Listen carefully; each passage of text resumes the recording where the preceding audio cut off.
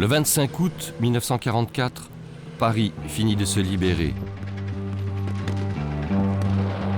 Les combats de rue font rage, mais surtout, les troupes allemandes se rendent, après plus de 4 années d'occupation.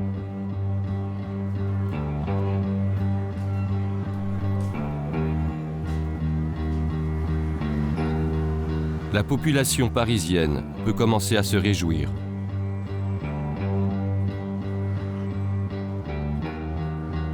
Mais ce 25 août 1944, à 300 km au sud-ouest de Paris, un village de Touraine est anéanti. Maillé. En quelques heures, 124 femmes, hommes, enfants et bébés sont assassinés et la bourgade détruite. Les responsables, une ou plusieurs unités allemandes qui n'ont jamais été formellement identifiées. Pourquoi et qui a pu commettre un tel crime? Pour le comprendre, nous avons mené notre propre enquête en parallèle de celle menée par la justice allemande. Grâce aux témoignages de plusieurs survivants, aux travaux de plusieurs chercheurs et historiens français et allemands, de nombreux documents d'archives, nous avons reconstitué les faits et gestes des meurtriers. Maillé, ou l'histoire d'un village massacré, pour l'exemple.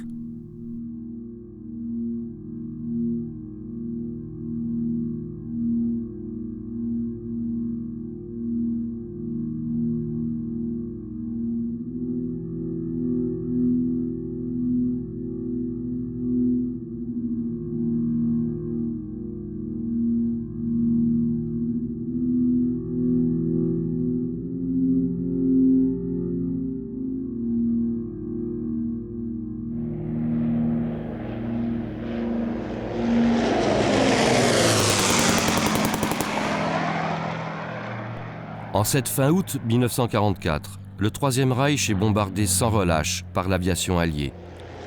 Le ciel n'appartient plus aux Allemands, qui vivent jour et nuit dans la peur.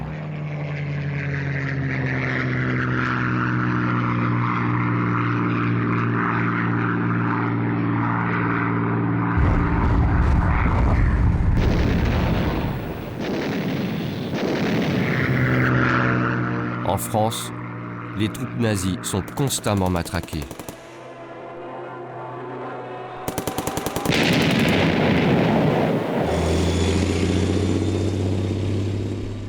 La défaite approche. Le Reich recule partout, sur tous les fronts. À l'ouest, la bataille de Normandie est perdue. Et depuis le 15 août, un deuxième débarquement a eu lieu, en Provence. Une gigantesque tenaille est sur le point d'anéantir l'armée allemande. Une armée qui a déjà perdu en quelques mois des centaines de milliers d'hommes, tués, blessés, portés disparus ou faits prisonniers. Peur de la défaite et hantise des maquisards, les mouvements de résistance harcèlent sans relâche les troupes nazies. Un ennemi quasi invisible que les occupants traitent de bandits ou de terroristes.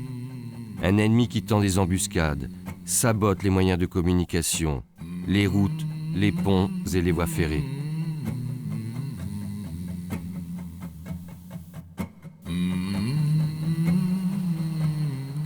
Le 25 août 1944, c'est donc un convoi chargé de haine qui stoppe au petit matin à l'entrée de Maillé.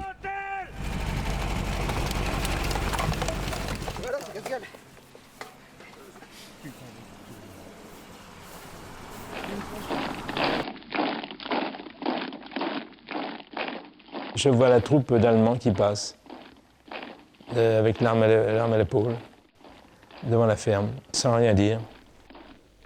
Gilbert avait 12 ans. Son père et 14 autres membres de sa famille ont été tués.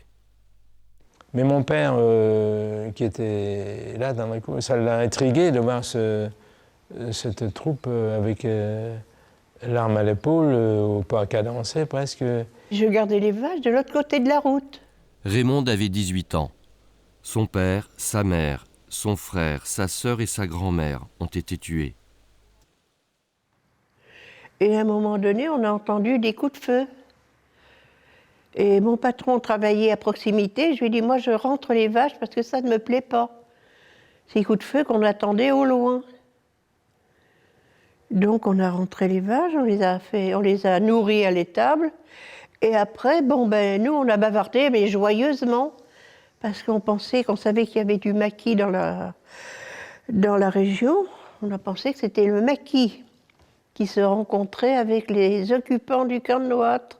Et on était gais. On a déjeuné pareil, dans la joie, dans la gaieté. Pour nous, c'était la libération, c'était la fin de la guerre, c'était la fin de l'occupation, la liberté. Comme Raymonde, tout un village espère et attend. Ce vendredi 25 août, une partie de la Touraine a déjà été libérée. Les Américains ne sont plus qu'à quelques dizaines de kilomètres de Mayet. Mais ce jour-là, ce sont des soldats allemands qui investissent le village. Ils ont une mission, Mayet et cadenassé. Plus aucun habitant ne doit sortir, plus aucun habitant ne doit survivre.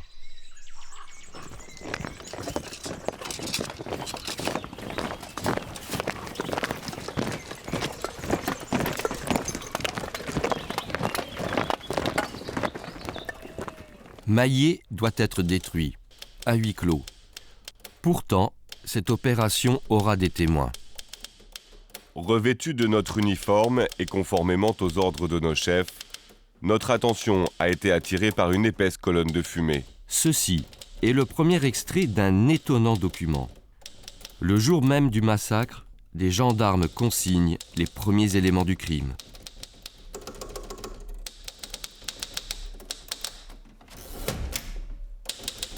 Ce jour d'huit, 25 août 1944 à 10h30.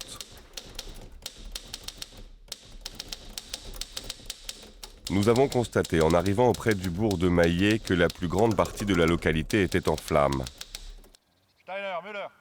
Ayant tenté de pénétrer dans l'agglomération, nous avons essuyé de nombreux coups de feu.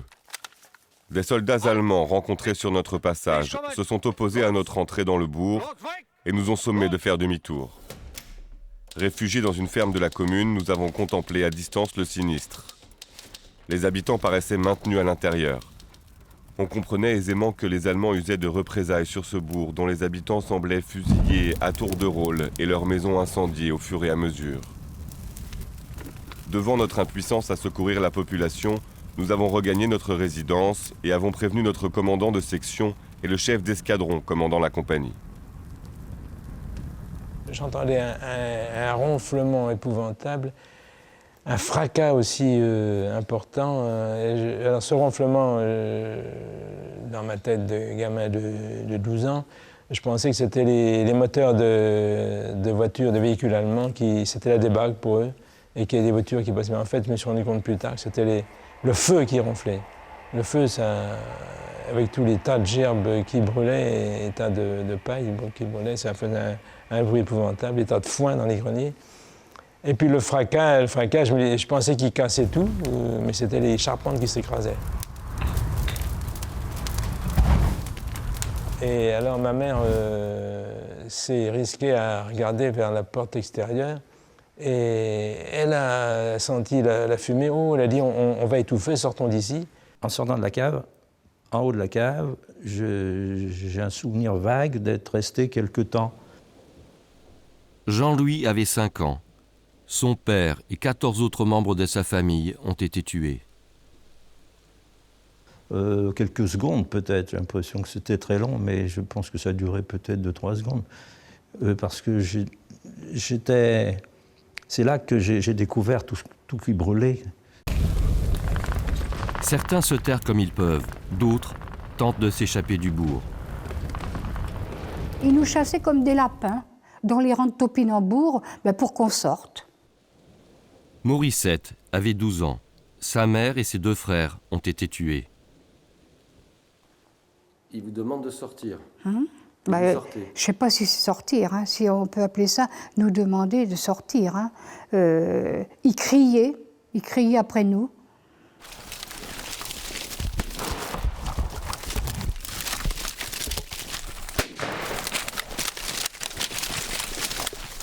Je me suis mis à courir. Et là, l'Allemand qui était dans le remblai, il avait dû passer de l'autre côté, puis me voir retourner, c'est moi. Alors là, il m'a tiré dessus. France avait 17 ans. Son père a été tué. Jusqu'à temps que je rentre. Je pense qu'il ne savait pas viser, ou alors ça l'amusait de me voir courir. Et mon grand-père, dans la cour, il y avait un gros tilleul. Mon grand-père était derrière le tilleul. Et il disait, elle n'arrivera pas, elle n'arrivera pas. Et quand je suis arrivée, je suis tombée à genoux, il m'a mis la main sur la tête, et je ne croyais pas que tu arriverais. J'entends les cris d'une petite fille qui avait mon âge, qui... Jean avait 5 ans. Il a survécu par miracle. Sa famille n'a pas été touchée. Je les ai longtemps entendus qui criaient avant qu'il la tue, quoi. Ça, c'est resté longtemps, ça, c'est resté très longtemps.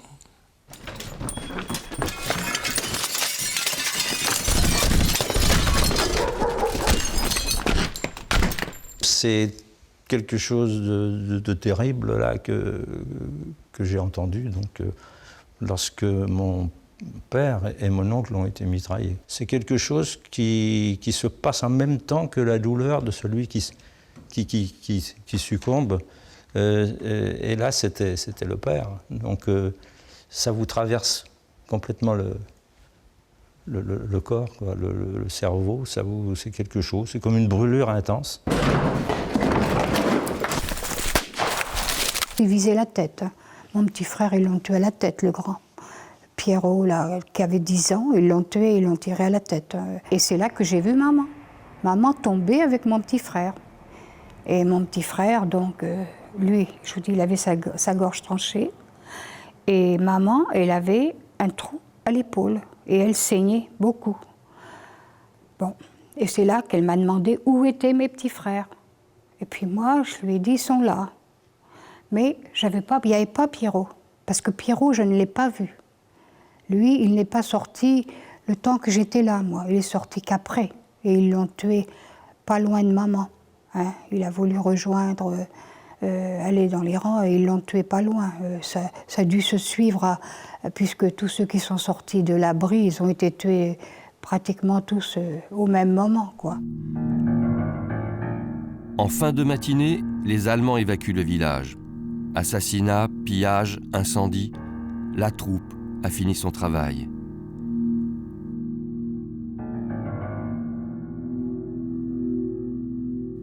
Mais à l'extérieur du village, les soldats attendent qu'un canon de 88 mm prenne le relais, une des armes les plus redoutables de l'armée allemande.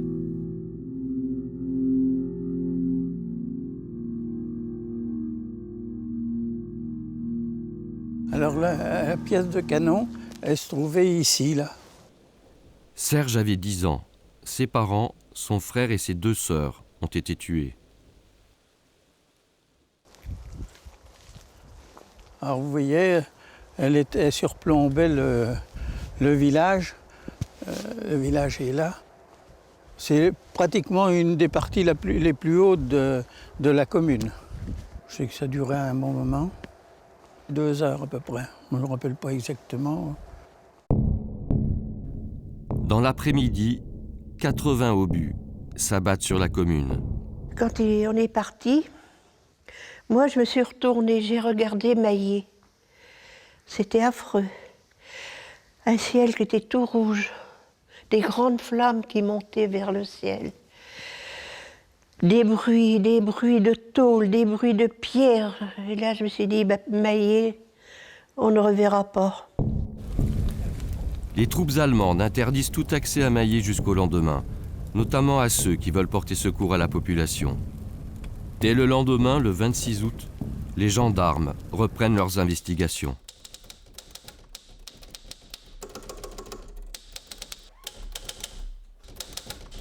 Dans la rue principale, gisaient ça et là 13 cadavres, parmi lesquels se trouvaient 2 femmes et un enfant. De nombreux cadavres ont été également découverts carbonisés ou déchiquetés dans les maisons incendiées. D'autres étaient couchés ou accroupis derrière des planches appuyées le long d'un mur, derrière lesquels ils paraissaient s'être cachés pour préserver leur vie. Dans les jardins et dans les champs, de nombreux cadavres, parmi lesquels se trouvaient beaucoup de femmes ayant avec elles leur sac à main ou un petit bagage, ont été découverts dans les récoltes. Le bourg de Maillé comprend au total 60 immeubles, sur lesquels 8 seulement sont sortis indemnes de cette calamité. Au cours de la recherche des cadavres, des papiers portant l'inscription suivante « C'est la punition des terroristes et leurs assistants » ont été trouvés soit dans les immeubles, soit sur les corps des victimes. Ces papiers ont de toute évidence été écrits par des soldats allemands après leur crime. C'est la punition des terroristes et leurs assistants. Les meurtriers ont dédicacé leurs crimes.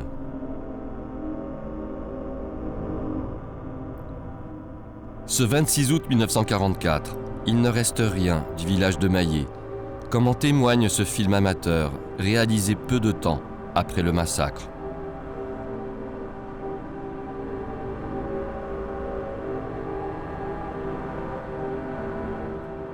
Ce 26 août 1944, l'histoire ne retiendra que ces images de la France libre défilant sur les Champs-Élysées.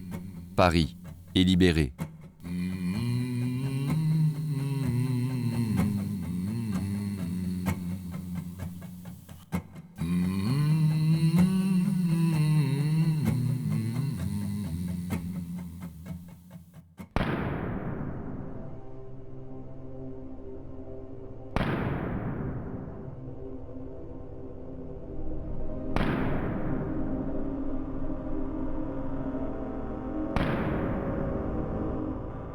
Pourquoi? C'est terrible ça, cette question de l'enfance, devant l'anéantissement de ce que vous avez autour de vous, la famille détruite, les bâtiments détruits, vos jouets, c'est incroyable, mais j'avais une idée fixe sur un jouet que je ne retrouvais pas après le massacre et qui semblait occulter tout le reste des souvenirs terribles que j'avais de ce jour-là. C'est-à-dire que ce petit cheval, qu'on m'avait offert, peut-être pour un Noël avant le massacre, c'était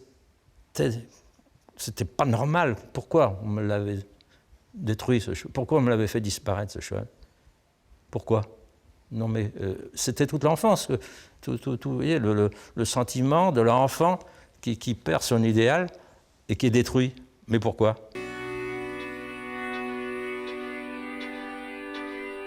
À Maillé, l'urgence est de compter les morts, les identifier et les enterrer. 124 au total. Puis, jour après jour, il faut annoncer, selon les termes consacrés, aux survivants, aux mômes, la pénible nouvelle.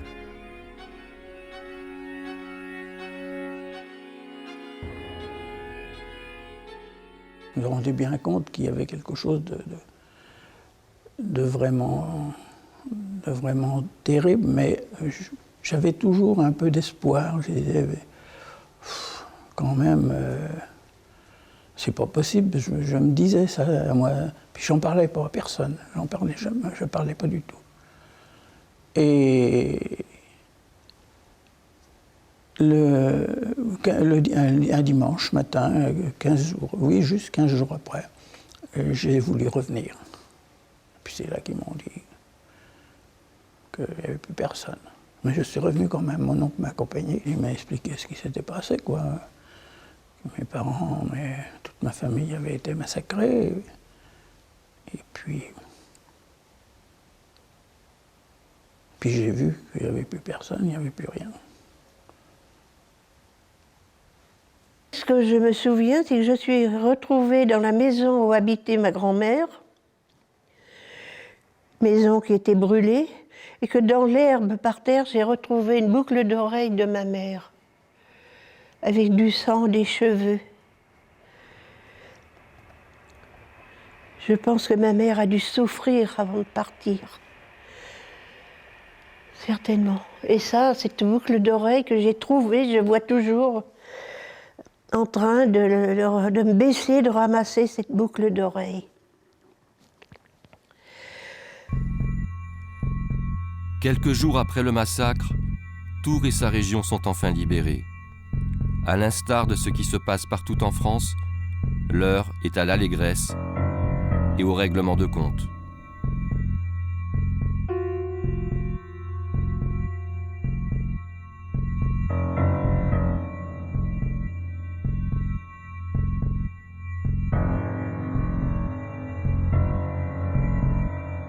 Mais à Maillé, de quelle libération peut-on parler?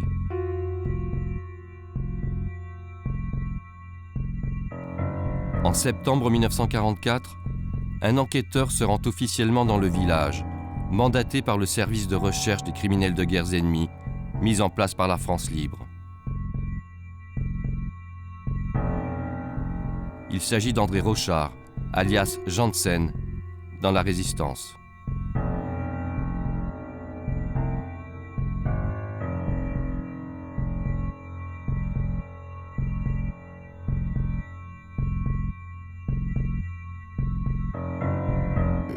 En arrivant dans les rues, j'ai interpellé les premières personnes que j'ai pu rencontrer et qui toutes avaient été des victimes du massacre et qui avaient presque toutes perdu un être ou plusieurs êtres chers. Ils sont encore anéantis par ce qui leur est arrivé. Ils ne portent pas de jugement d'ordre général. Ils sont tellement abattus par les malheurs qui leur sont tombés individuellement sur eux qu'ils ne sont pas encore en mesure de s'exprimer d'une façon globale en parlant des Allemands, si ce n'est que l'un me dit qu'ils avaient été traités de terroristes. Mais quand je leur ai dit, mais quels étaient ces Allemands ? Leur description était très très sommaire. Ils parlaient d'uniformes, évidemment. Je leur ai demandé s'ils avaient remarqué des têtes de mort sur les uniformes ou sur les casquettes, ou s'ils avaient remarqué le sigle SS. Mais ils ne se le rappelaient pas.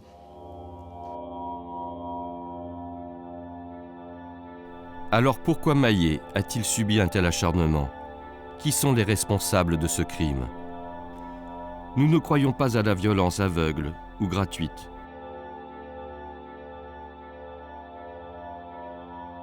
Les réponses à ces questions se trouvent aujourd'hui, en grande partie, en Allemagne. Nous avons suivi quelques étapes de l'enquête menée par un procureur et une équipe de policiers. L'Allemagne tente d'en finir avec son passé nazi et des dizaines d'enquêtes sont encore en cours. Ihr wart auch schon mal da? Ja, wir waren da schon mal. Du mit der Birgit, oder? Ja. Wir sind hochgefahren, wir sind hochgekommen vom Norden Spaniens. Alors, plus de 60 ans après les faits, le procureur Ulrich Maaß et le commissaire Schneider se rendent en Touraine.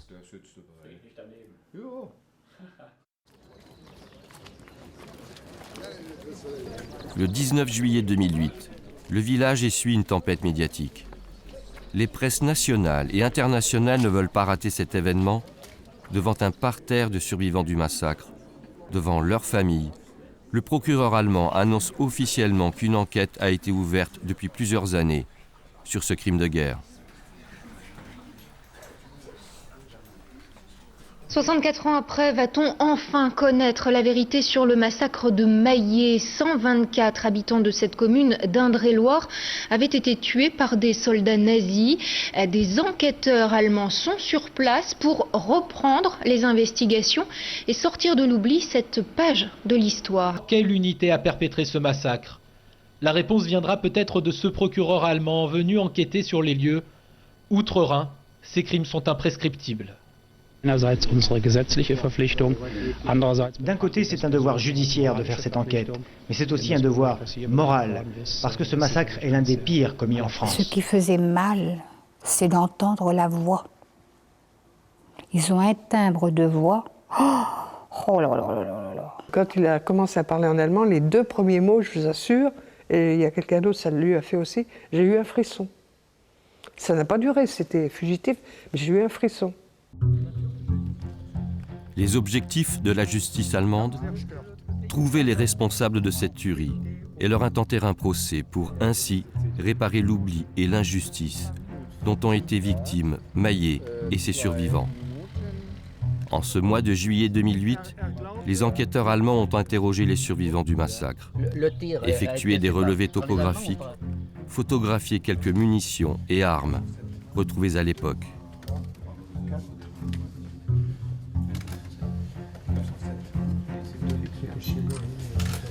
Pourquoi cet acharnement, parce que c'est un acharnement quand même sur une maman, Pourquoi? Ils ont perdu les nerfs, ils étaient complètement, ils avaient perdu complètement leur contrôle des nerfs, ils étaient comme des fous.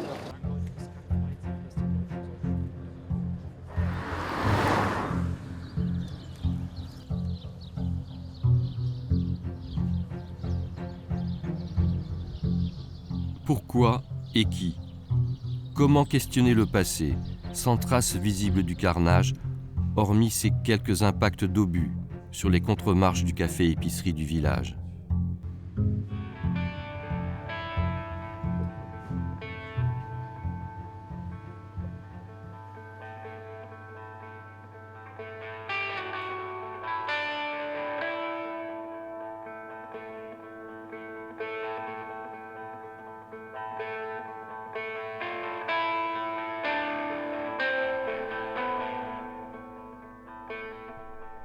Et pourtant, après le massacre, le nom d'un des responsables circule.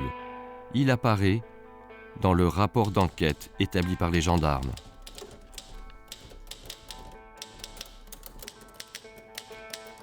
Des renseignements recueillis auprès de la nommée Dupré, Morissette Suzanne Ernestine, attachée au service du lieutenant Schulter, commandant le détachement stationné à Sainte-Maure. Le lieutenant Schulter n'est rentré à son cantonnement que le vendredi 25 août à 13h. À son arrivée, il a déclaré à la fille Dupré qu'il venait de faire un grand malheur à Maillé, où il venait de faire tuer un grand nombre d'hommes, de femmes et d'enfants.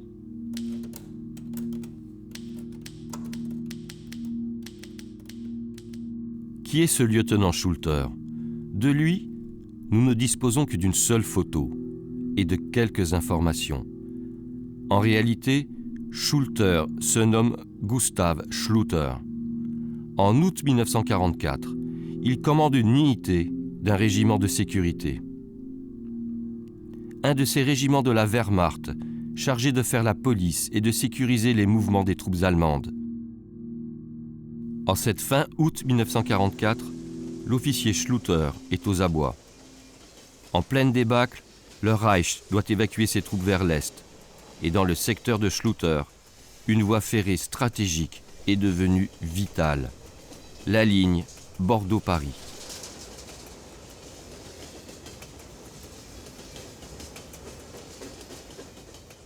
Les Allemands doivent la protéger à n'importe quel prix.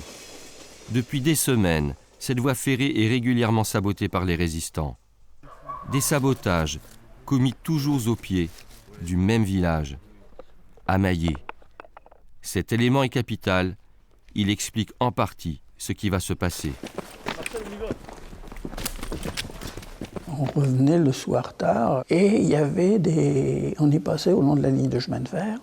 Il y avait donc des maquisards qui étaient après saboter la ligne, enfin mettre des explosifs pour faire sauter la ligne de chemin de fer. Et puis qui nous ont même rouspété, qui nous ont dit qu'est-ce qu'on traînait là à l'heure qu'il était et qu'il fallait se sauver vite fait. Et on s'est sauvé, mais pas vite, parce qu'à l'époque, c'était avec le cheval. Et on était rendu, je ne sais pas, peut-être où on n'était pas rendu à 1 kilomètre quand la ligne a sauté.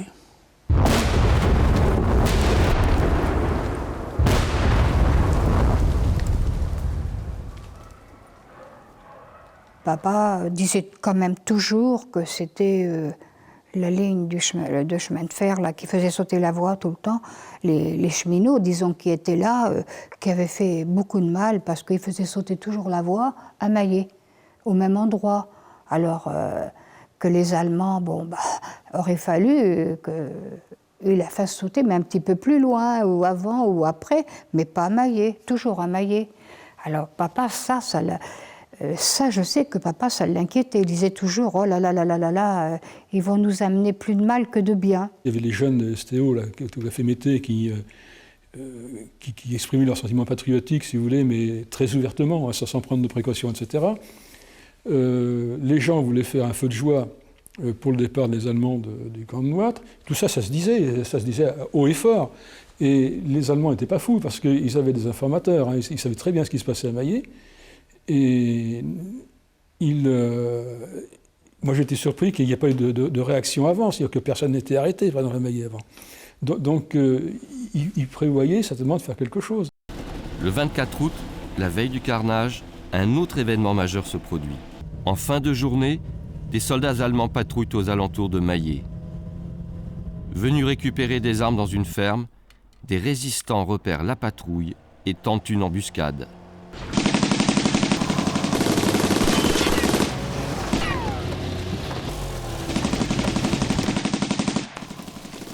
Selon la justice allemande, les soldats auraient eu au moins un blessé et, vraisemblablement, un tué. Une casquette à tête de mort, l'insigne des SS, aurait été retrouvée sur les lieux de l'embuscade. Que faisaient ces soldats allemands non loin de Maillé? Notre hypothèse, cette patrouille avait pour mission de repérer les lieux afin d'y mener une opération de terreur.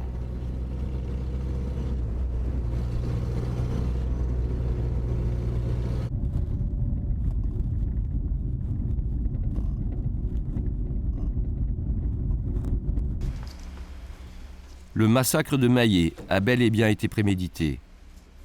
Un fait définitivement établi à l'occasion de la deuxième venue des enquêteurs allemands en France, en janvier 2009.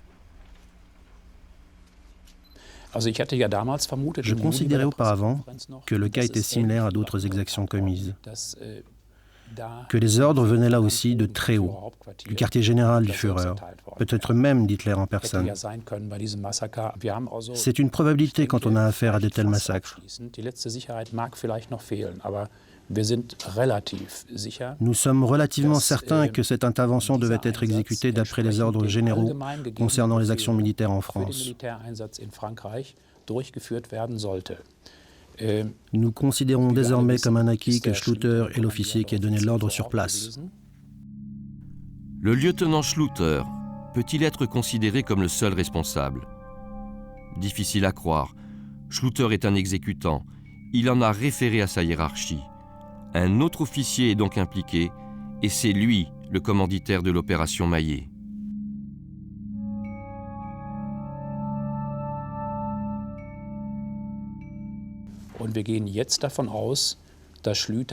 Il a fait un rapport à son supérieur direct, dénommé Stenger, selon lequel le village hébergeait les terroristes. Il demandait donc à son supérieur de lui transmettre un ordre d'intervention afin de chasser ces terroristes.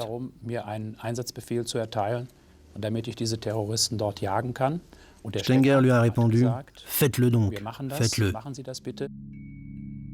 Le lieutenant-colonel Stenger est le deuxième responsable du massacre de Maillé. Il est le chef de la Feldkommandantur 788 de Tours.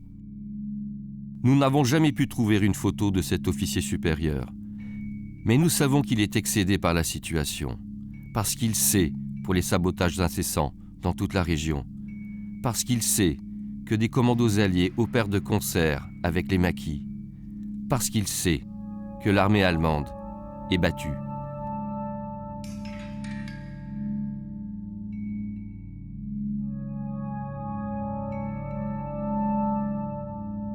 Le 18 août 1944, soit quelques jours avant l'opération Maillé, un soldat d'une unité de reconnaissance américaine s'offre un véritable rodéo avec sa Jeep dans Tours.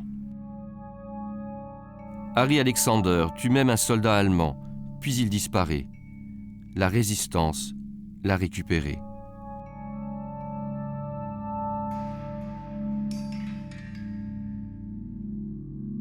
Pour Stenger, c'en est trop. L'homme se sent alors toute latitude avant d'évacuer la région pour mener une opération de représailles massive.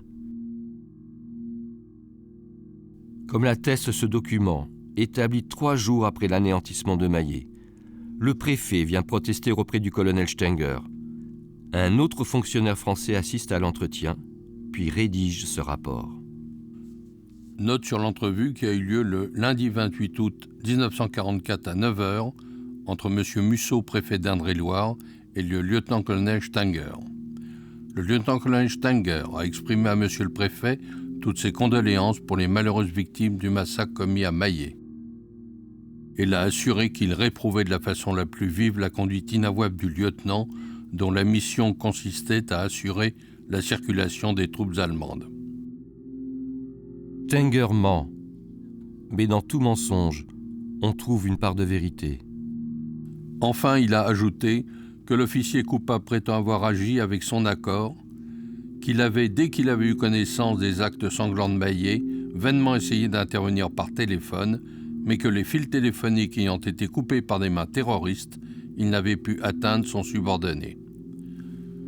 Monsieur le préfet a remercié le lieutenant-colonel Stenger des marques de sympathie qu'il lui exprimait et qui, hélas, ne pouvaient pas réparer les effroyables malheurs dus à l'action inexplicable et irréfléchie d'un officier allemand. Le lieutenant-colonel Stenger, très ému de ce terrifiant récit, a dit qu'il ne verrait pas avec déplaisir que l'officier en question soit condamné à la peine capitale, car ses agissements l'avaient révolté au point qu'il n'avait pas encore pu prendre la moindre nourriture depuis vendredi.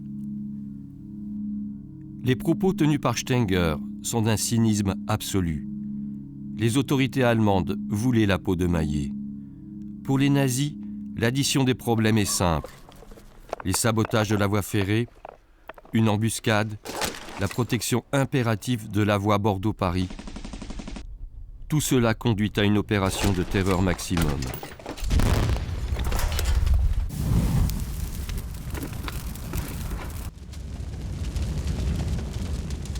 Le soir du 25 août, les troupes ont pu ainsi être évacuées, sans aucun heurt, ce qu'ont pu constater les gendarmes. De 21h à 24h, 4 trains sont passés se dirigeant vers Tours. À chaque passage devant le bourg, des coups de feu ont été tirés sur cette localité par des soldats allemands.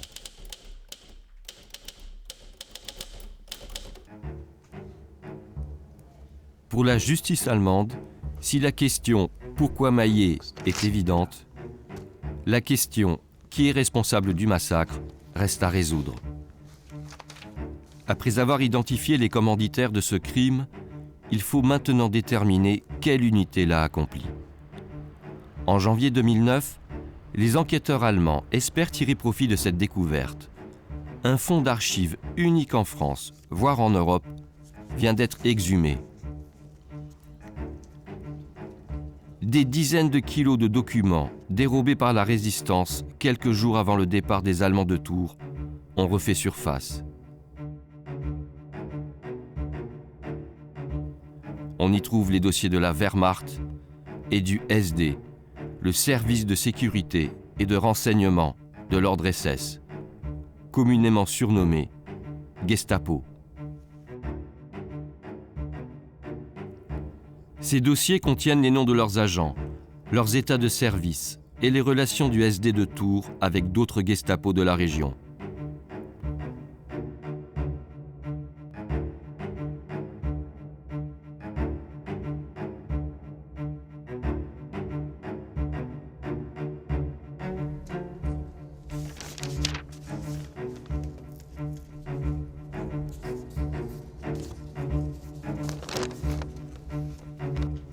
Les enquêteurs allemands prennent près d'1 millier de photos, consacrent plusieurs jours à éplucher cette comptabilité de l'occupation et de la répression.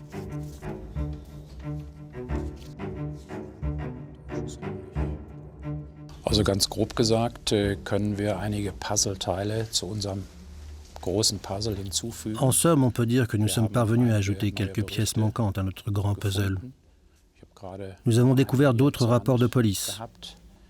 J'en ai d'ailleurs un sous la main, qui décrit les faits et évoque les jours qui ont suivi.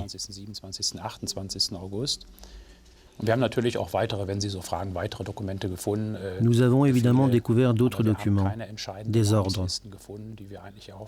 Toutefois, nous n'avons pas obtenu de noms significatifs qui auraient aidé à identifier les soldats incriminés, ceux que nous serions en droit de suspecter, ceux qui sont recensés à Tours, du côté français ou du côté des SS. Tandis que les enquêteurs allemands restent discrets sur leurs trouvailles, nous, nous avons choisi d'approfondir la question « Pourquoi Maillé ?»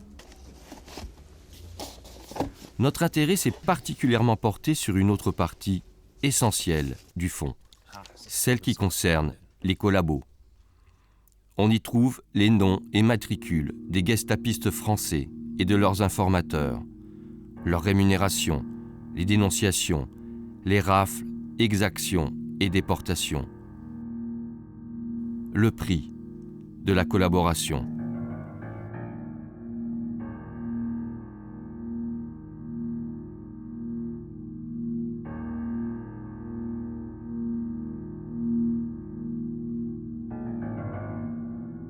Nous avons décortiqué de nombreux documents, notamment plusieurs rapports d'interrogatoire de collabos établis au moment de l'épuration par les services de police.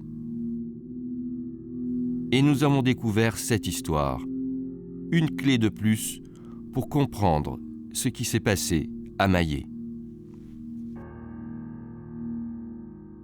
Révélation de Jean Chanvrin, indicateur de la Gestapo. Commissariat spécial de Tours, l'an 1945. Je gagnais 3000 francs par mois. J'ai toujours gagné cette somme au service des Allemands. J'avais en plus des frais de déplacement et quelques primes pour les affaires traitées. Le collabo décrit plusieurs affaires. Le nom de Maillé ne figure nulle part, quoique. Affaire Péan à Draché. Les Allemands eurent connaissance de cette affaire, par une voie que j'ignore. Ils se doutaient être en présence d'une organisation de résistance, dont le chef était le curé Péan. À la fin du mois de février, l'arrestation de l'abbé Péan fut décidée. Le prêtre devait dire une messe à la Selle Saint-Avant. L'abbé Péan fut arrêté dans cette commune.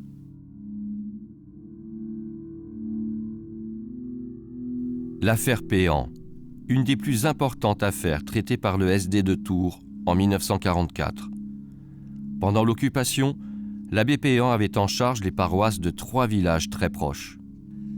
Draché, la Selle Saint-Avant et Maillé.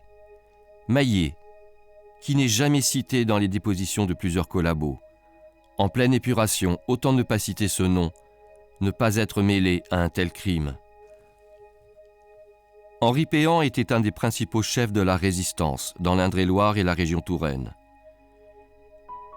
Il était le chef du réseau Vengeance, un réseau très actif, renseignements, évasion de prisonniers, passage clandestin de la ligne de démarcation, hébergement d'agents secrets, rapatriement d'aviateurs alliés et parachutage.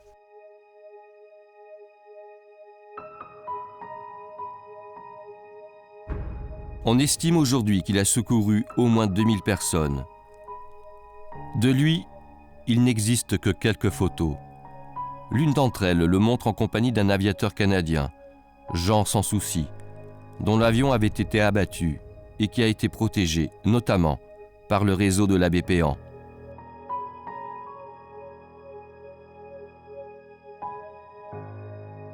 Arrêté et torturé sans relâche, Henri Péan aurait fini ainsi, selon un de ses bourreaux. Renseignements fournis par le nommé Goutcharov Vladimir, interprète à la Gestapo de Tours de janvier à avril 1944. L'abbé Péan fut exécuté par Gessler à la fin de son interrogatoire, dans des circonstances qui ne furent jamais connues. Il a certainement été torturé à mort. Cette femme aurait pu donner des informations sur les dernières heures de l'abbé Péan. Clara Knecht, une des collaboratrices les plus acharnées et dangereuses du SD. Elle se serait vantée auprès de plusieurs collabos. C'est moi qui ai crevé l'abbé Péan. Qu'est devenue Clara Knecht? Selon notre enquête, elle s'est réfugiée en Allemagne, où elle serait morte pendant un bombardement.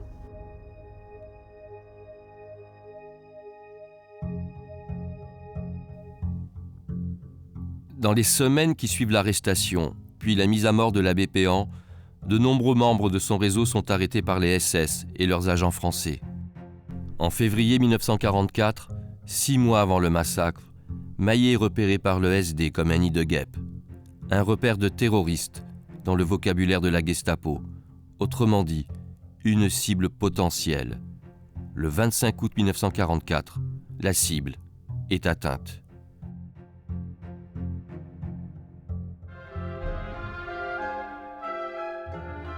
Début 1945, la principale préoccupation des survivants est de rebâtir Maillé. Maison après maison, ferme après ferme, la reconstruction va durer près de 15 ans. Si Maillé se reconstruit, les âmes, elles, restent tourmentées.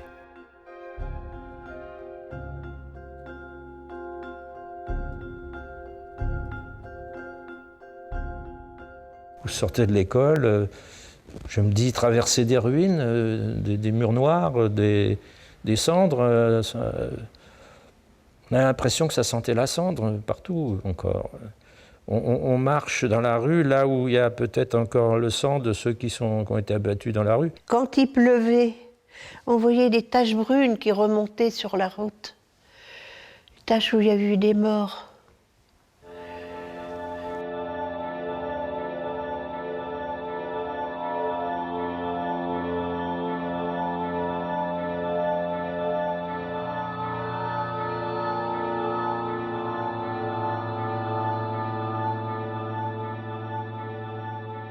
J'ai travaillé à Sainte-Maure dans une maison en 1946, donc 2 ans après.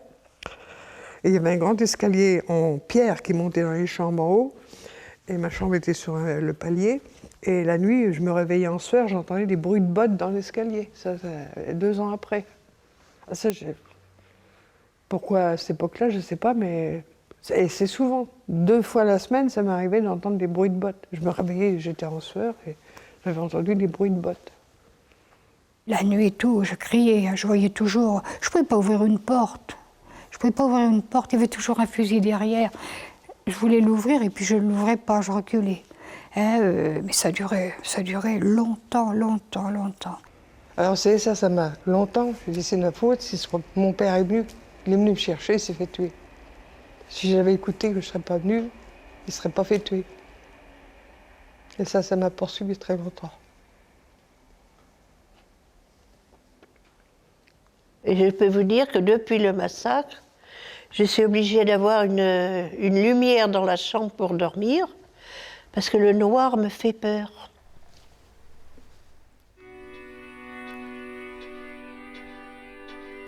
En octobre 1944, alerté par un élu local, un couple de milliardaires américains, Kathleen et Girard Hale, décident d'adopter le village et se lancent dans une opération humanitaire. Le couple vit depuis longtemps une histoire passionnelle avec la France. Pendant la Première Guerre mondiale, avant même que l'Amérique n'intervienne dans le conflit, ils s'étaient engagés dans ces corps de volontaires américains qui s'occupaient des blessés et des populations civiles. C'était un conte de fées, hein. C'est ce couple qui nous arrivait là avec les bras chargés de cadeaux, de vêtements pour ceux qui en avaient besoin, de friandises, de jouets, et on était en admiration de ce couple. Le plan Hale permet aux familles de Maillé de recevoir pendant des années de quoi reprendre une vie quotidienne. Les survivants reçoivent des caisses de vivres, de vaisselle, des vêtements, du mobilier, des fournitures scolaires, des jeux. Et peu importe que les modes d'emploi soient en anglais ou que le baseball ne se pratique pas en France.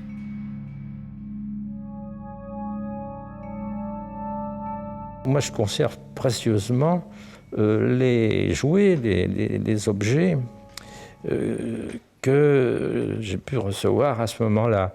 C'est quelque chose de très très fort. C'est du sacré, si vous voulez, ces jouets. C'est plus un jouet, c'est un symbole.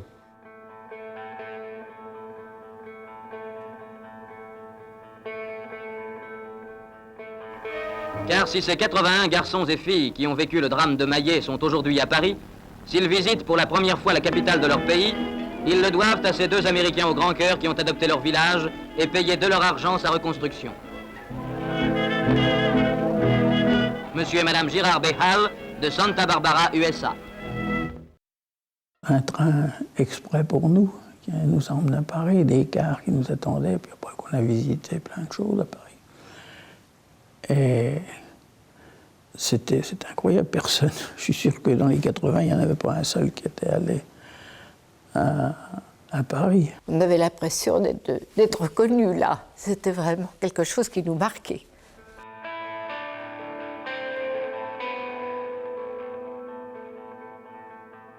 Le moment fort, c'était la Tour Eiffel, même avec le repas dans ce restaurant, dans la Tour Eiffel. Et puis le dépôt d'un bouquet sur la tombe du soldat inconnu. On s'est dit, c'est quand même quelque chose de très très important. Et je pense qu'on pouvait faire le rapprochement aussi avec ce qui s'était passé ici, les morts du village et puis le soldat inconnu qui était sous l'Arc de Triomphe. En 1958, Kathleen et Girard L. décèdent. La population de Maillé est de nouveau orpheline.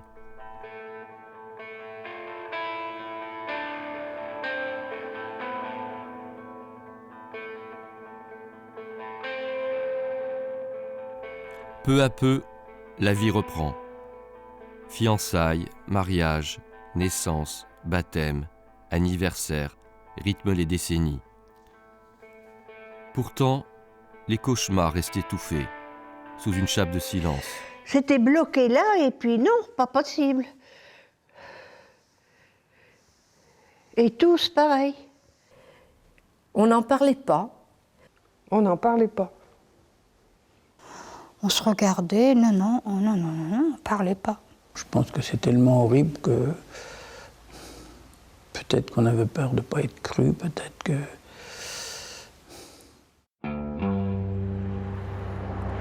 Un silence qui n'est même pas rompu par cette lettre, envoyée à Maillé 50 ans et 1 jour après. 26 août 1994. Monsieur le maire, vous serez sans doute surpris de recevoir cette lettre. Veuillez excuser mon écriture, mais je suis handicapé et je vous écris de mon lit. À 2 reprises, nous avons fait sauter les voies de chemin de fer non loin de la gare de Maillé. Nous étions 4 pour cette mission, qu'après coup, j'ai jugé stupide, car renouvelée au même endroit, beaucoup trop près de Maillé. J'avais 19 ans, monsieur le maire, et bien que simple exécutant, je me sens responsable de cette horrible tuerie des SS. Aurez-vous la patience de lire ce gribouillis ? Je le souhaite, monsieur le maire. Peut-être vous aurais-je mieux fait comprendre l'origine de cette tragédie dont je suis responsable, quoi que l'on pense.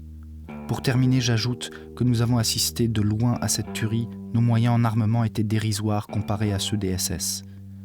Qu'aurions-nous pu faire sinon ajouter à la rage des tueurs et se faire massacrer aussi ? J'excuse ainsi mes chefs. Vous le comprenez, n'est-ce pas ? Voilà mon histoire et votre histoire, monsieur le maire. Je vous prie d'accepter l'expression de mes sentiments les plus amicaux.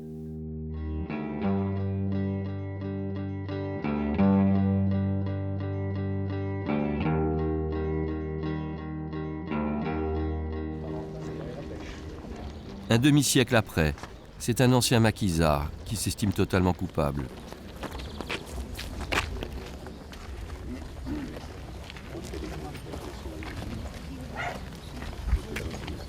Rien que pour ça.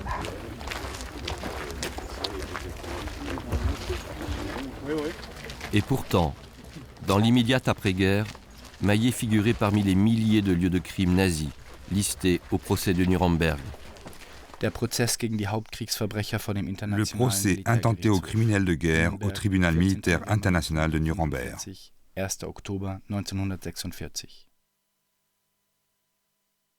Nous vous soumettons le document français F-298. Celui-ci se rapporte à la destruction du village de Maillé. Le 25 août, ce village a été rasé et ses habitants assassinés ou grièvement blessés. Quelques années après le procès de Nuremberg, en 1950, des policiers français retrouvent et interrogent à Hambourg un des commanditaires du massacre, le sous-lieutenant Schluter.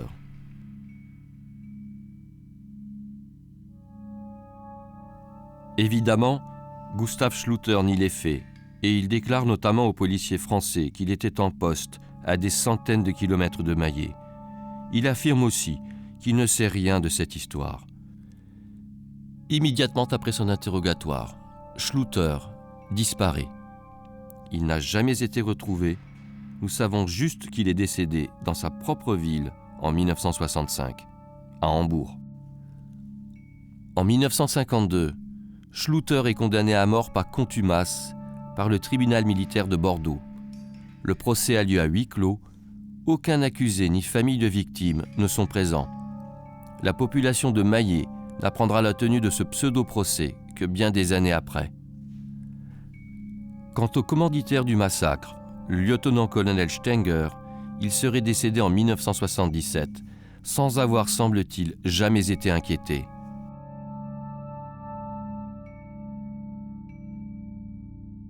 Comment expliquer une telle impunité ?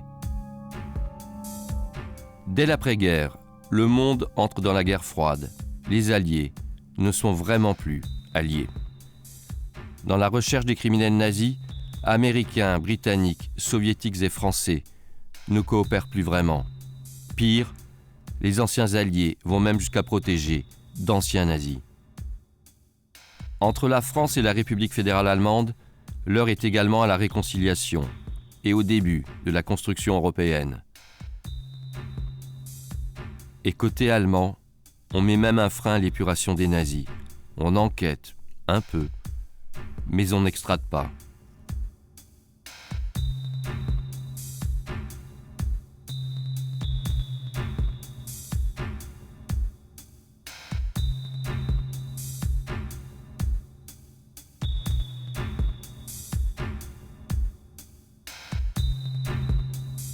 C'est dans ce contexte géopolitique que se débattent les enquêteurs français de l'après-guerre, chargés d'investiguer sur les milliers d'exactions commises par les nazis pendant l'occupation.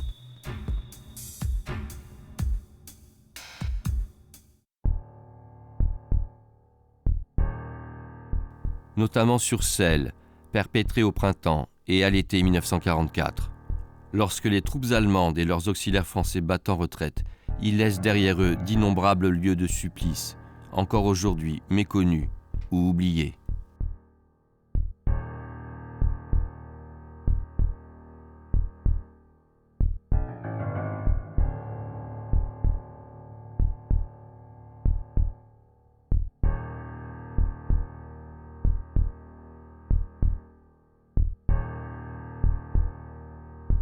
À la démultiplication des crimes s'ajoute la confusion des témoignages. Les Français voient des SS partout, ainsi que ces unités supplétives de l'armée allemande. Des troupes recrutées dans les camps de prisonniers du Reich ou dans les pays qu'il occupait. Sur ces documents rares, nous pouvons voir ici des Russes, plus précisément des Cosaques.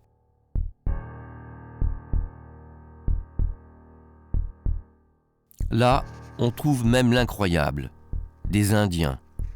Dédiées à la lutte contre les maquis, ces troupes supplétives étaient utilisées pour piller, incendier, violer, torturer et tuer.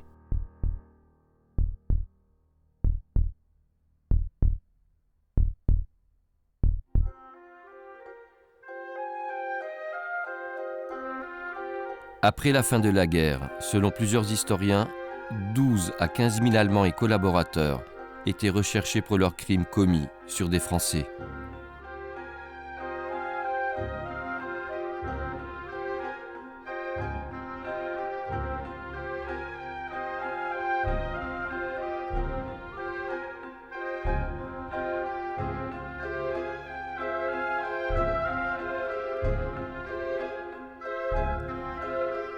Que faire aujourd'hui pour rendre justice à Maillé ? L'Allemagne tente de retrouver les exécutants, alors que dès 1944, ils étaient déjà identifiés, comme le prouve l'enquête de gendarmerie.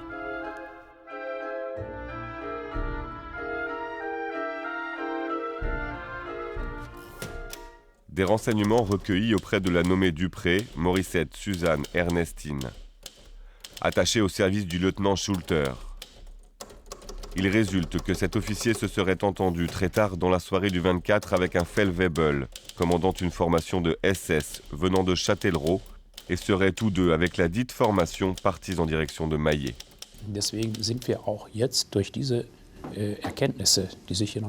Nous pensons qu'il avait besoin de soldats vigoureux, précisément des jeunes de cette unité SS qui est devenue suspecte.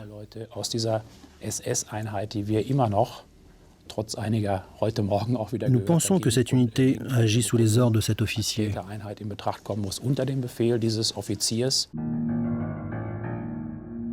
L'unité suspecte appartient à une division de Waffen-SS, la branche militaire de l'ordre SS. La 17e Goetz von Berlichingen, surnommée la division au point de fer.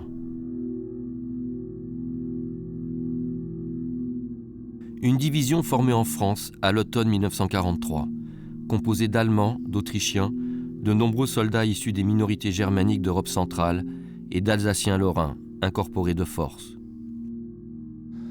Unsere Ermittlungen beziehen sich auf Teile dieser 17. Notre enquête se rapporte à certaines parties de la 17e Panzergrenadier Division SS. Zur Historie dieser Division muss man kurz ausführen. Mit Beginn der Invasion in der Normandie. Au début de l'invasion de la Normandie, en juin 1944, la majeure partie de cette unité a été détachée de son lieu de cantonnement, près de Sainte-Maure, en Indre-et-Loire. Mais quelques membres de l'administration, des unités chargées du ravitaillement et de la réparation du matériel, et ce 17e bataillon de réserve sont restés dans l'Indre-et-Loire jusqu'au repli d'août 1944 en direction du territoire du Reich. Im Aufstellungsraum Indre-et-Loire verblieben, bis zur Abkommandierung im Jahre August 1944 in Richtung.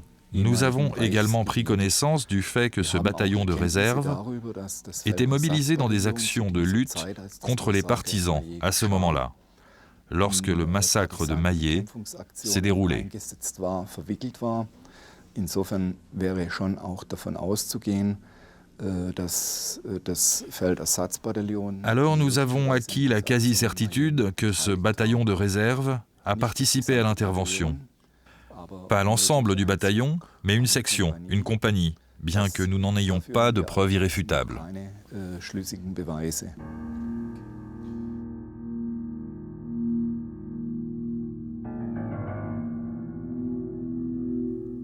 Pendant l'été 1944, plusieurs unités de cette division SS sont réparties non loin de Maillet.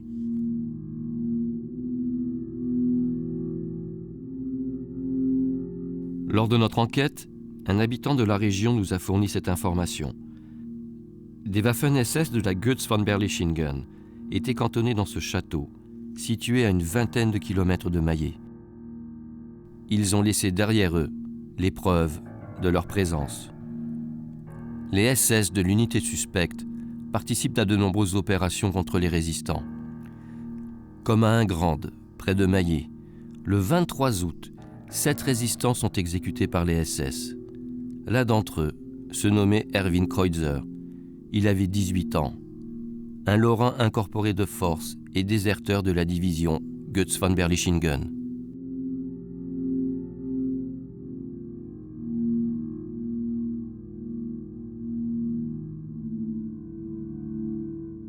Le 25 août, ce sont donc des hommes de cette division SS qui sont chargés de liquider le village. Après avoir recoupé les informations contenues dans les journaux de marche de plusieurs unités, les enquêteurs allemands en ont la certitude. Nous avons par ailleurs appris, au cours de notre enquête, que la justice allemande avait procédé à des dizaines d'interrogatoires d'anciens soldats de la Wehrmacht et de la Waffen-SS. C'est pourquoi nous avons décidé de nous rendre en Allemagne, afin de faire un point sur l'enquête du procureur Maass et du commissaire Schneider. La justice allemande est quelque peu méfiante et ne semble pas franchement désireuse de communiquer sur ses résultats. Nous avons donc proposé à Serge Martin de nous accompagner. Nous tenions à ce que ce soit lui qui leur demande des comptes.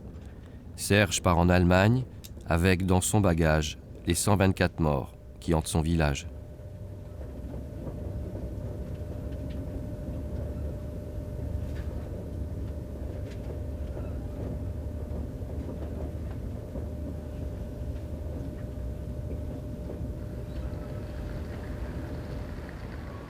Serge porte aussi les attentes et les espoirs de dizaines de familles, mais également les doutes de certaines autres.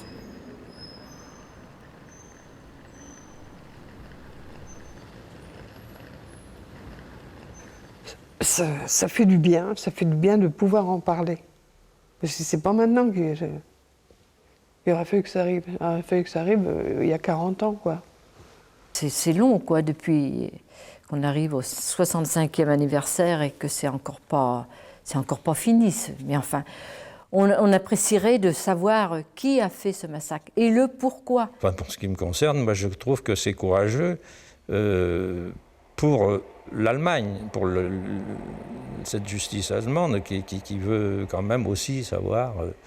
Ils ne savaient pas, ils l'ont appris, ils décident d'enquêter. Merci l'Allemagne. Je ne devrais pas dire cette chose-là après avoir perdu tous mes parents, mais c'est quand même grâce à eux que nous sommes reconnus maintenant. Ce n'est pas une reconnaissance pour la France. Ce n'est pas un honneur pour la France, cette reconnaissance. C'est une bonne chose de ne pas taire la vérité et puis d'aller jusqu'au bout. C'est un exemple qu'on nous a donné.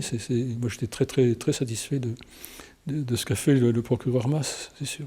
Pour nous, rescapés, ça ne nous apporte rien. Moi, je considère que ça ne nous apporte rien du tout. Ça ne nous apportera rien du tout si on découvre... Quoi, d'ailleurs, l'auteur, il est mort, on sait qu'il est mort, mais les intervenants, les hommes de la troupe qui ne sont pas jugés, alors. Je ne pense pas que ce soit inutile, parce que je crois qu'on a besoin de savoir, pour nous, les survivants, et puis aussi pour les victimes, savoir pourquoi elles ont été massacrées et par qui, exactement par qui.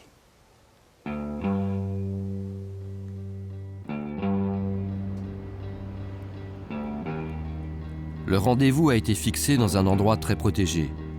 L'immeuble abrite essentiellement des entreprises et, en toute discrétion, les locaux d'une des unités de recherche sur les crimes de guerre.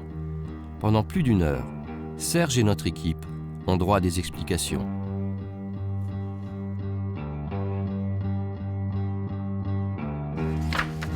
Ich habe das dann am 3. Januar gekriegt.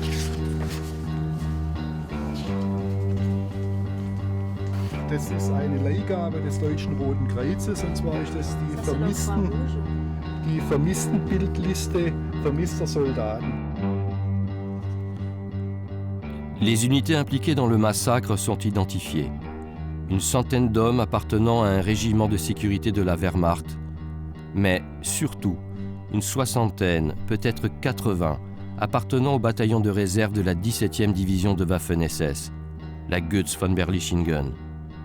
Le problème, c'est que les policiers allemands ne disposent pas d'une liste, si tant est qu'elle existe, des exécutants de l'opération Maillet. La police allemande estime aujourd'hui que près de 300 hommes appartenant aux 2 unités impliquées sont toujours en vie. Des vieillards, âgés de plus de 80 ans, voire 90 ans. Plus d'une centaine auraient déjà été interrogés, sans aucun résultat. Un procès-verbal d'interrogatoire nous est procuré, non sans difficulté, par la justice.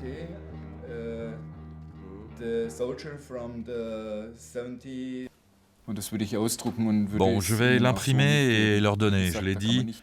De toute façon, on n'arrive pas à comprendre de qui il s'agit. Je l'imprime quand même, ça ne fait rien. Sur ce document, nom, date de naissance, lieu de résidence ont été falsifiés et des passages de l'interrogatoire d'un ancien Waffen-SS, manifestement expurgés. Peu importe, même caviardé, ce document reste essentiel. En voici un petit florilège. L'homme se souvient qu'il a été cantonné à Châtellerault, la ville d'où venaient les assassins de Maillet, mais pas de l'unité à laquelle il appartenait. Quelques lignes plus loin, il s'en souvient, un peu. Monsieur Wurstel, vous souvenez-vous du nom de l'unité dont vous faisiez partie ? Je ne sais plus. Je me souviens juste que c'était la 17e SS Panzer Grenadier Division. Vous souvenez-vous de quelques interventions auxquelles vous auriez participé durant cette période ? Je me souviens que nous avons surtout participé à des actions de lutte contre les partisans. Le rassemblement des unités avait lieu et nous nous mettions en marche sans vraiment connaître la destination. Ensuite, d'autres unités armées de canons anti-chars ou de mitrailleuses se joignaient à nous pour participer aux opérations. Un peu plus loin, l'homme semble avoir quelques réminiscences du ratissage d'un village. Moi, je suis entré dans une maison dans laquelle j'ai fouillé la cuisine. J'y ai trouvé un verre rempli de cerises et je me suis installé pour les manger. Je me souviens aussi d'avoir entendu des tirs d'artillerie et de mitrailleuses. Mitraillage, artillerie, se rapprocherait-on de Maillé ? Monsieur Wurstel, je vais vous citer 4 noms de localités. Dites-moi celles qui vous évoquent quelque chose. Le Vigan, Châtellerault, Ingrande et Maillé. Châtellerault et Maillé, cela me dit quelque chose. J'ai déjà évoqué Châtellerault, mais pourquoi Maillé me dit quelque chose ? Je ne peux pas vraiment dire pourquoi. Pourquoi ce nom lui paraît-il familier ? Les enquêteurs semblent ne pas avoir poussé la question plus loin et le reste de l'interrogatoire n'apporte rien de plus. Que penser de l'enquête allemande si tous les interrogatoires ressemblent à ce que nous venons d'entendre ? Il suffit de répondre « Je ne sais pas, je ne me souviens pas, je n'y étais pas ».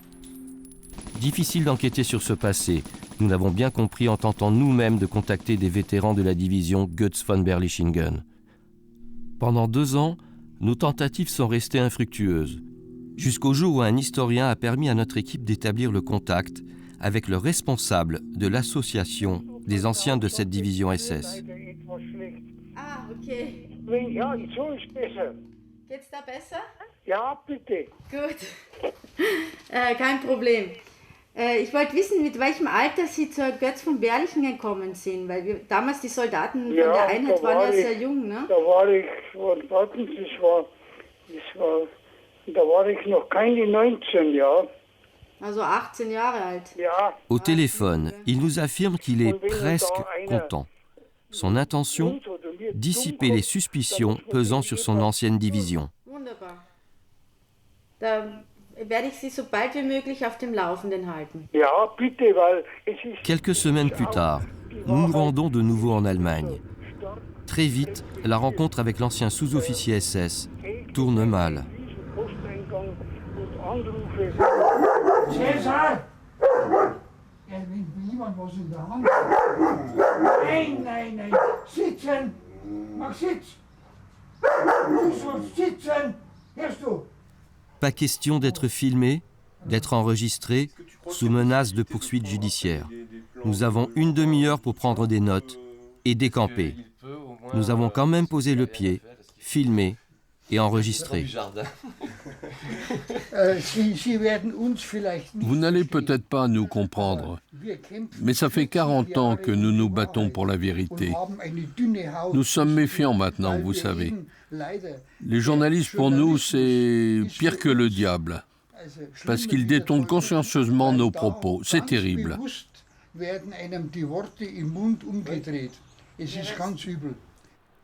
Le décor est planté. Au moins aurons-nous droit, une fois de plus, à quelques propos plus qu'édifiants. Je ne comprends plus le monde. Mais j'en reviens aux photos que le commissaire Schneider m'a montrées. La destruction de Maillé a été faite par voie aérienne.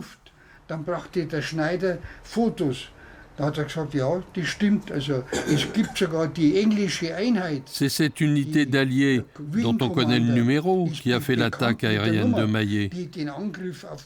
Maillé était un petit village. Ils avaient sûrement l'ordre de détruire la gare, mais quelques bombes ont dû tomber à côté sur des habitations.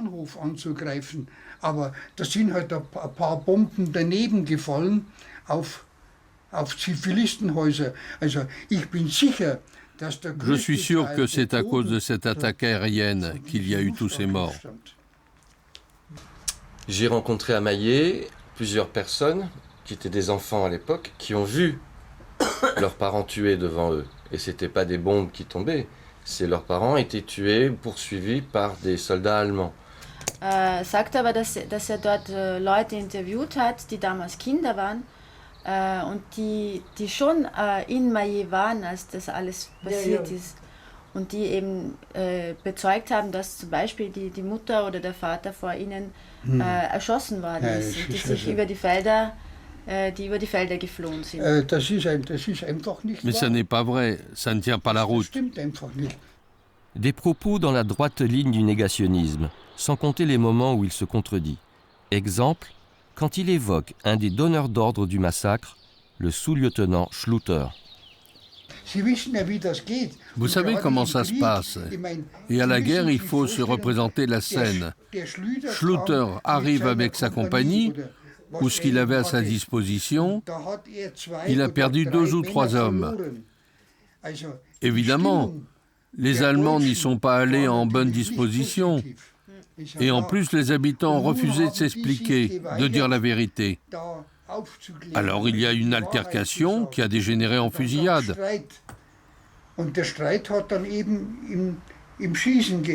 Qu'est-ce que vous pensez du fait qu'il y ait encore des enquêtes sur des criminels nazis? Qu'est-ce que vous en pensez?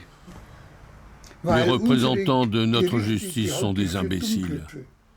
Ils n'ont pas de caractère. Nous sommes des colonies américaines. La République fédérale n'est pas un État. À l'issue de nos recherches en Allemagne, notre conviction est que la justice n'aboutira pas, que l'enquête se prolonge, ou pas. Notre propre investigation est terminée, mais pas avant un ultime retour à Mayet. Nous avons proposé à Serge Martin, en tant que représentant des familles des victimes, de faire un compte-rendu de l'enquête allemande.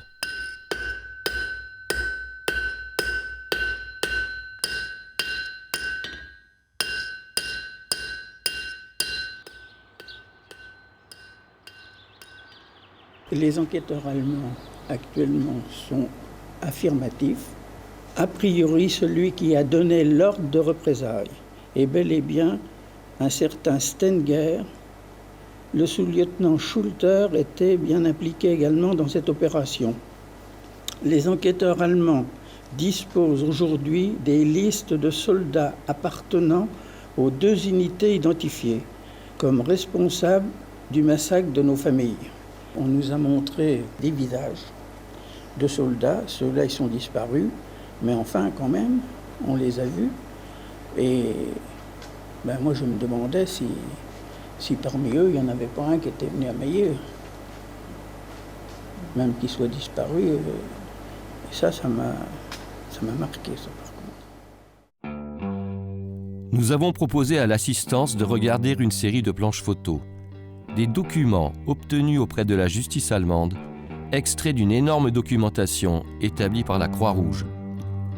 L'organisation internationale tenait à jour, unité par unité, des listes de soldats portés disparus. Là, ce sont les Waffen-SS du bataillon impliqué dans le massacre.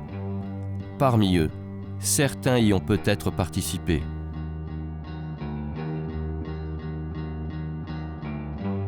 Certains visages ont ressurgi du passé, le temps de quelques heures. Les survivants de Mayet ont quand même obtenu des réponses à l'essentiel. Pourquoi? Et par qui? Au moins Mayet, 450 âmes, n'est plus, in fine, un crime sans assassin.